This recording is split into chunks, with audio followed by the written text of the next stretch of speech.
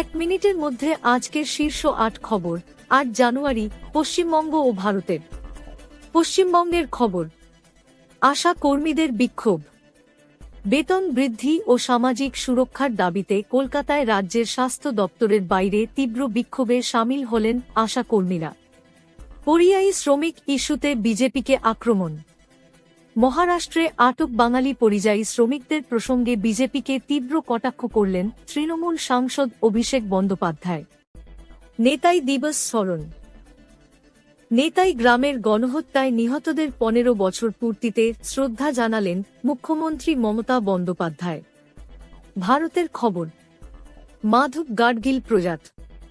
বিশিষ্ট পরিবেশবিদ ও পরিবেশ আন্দোলনের পথিকৃৎ মাধব গাডগিল ৮২ বছর বয়সে প্রয়াত হলেন। ভুজ সরকারি চাকরি কেলেঙ্কারি।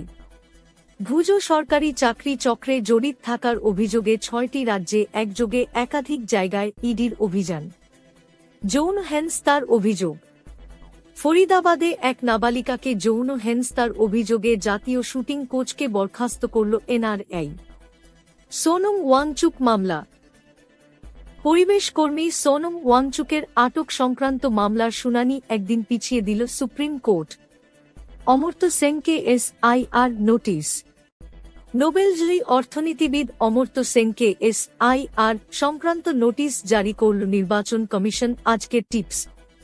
Disclaimer, this is for educational purposes only.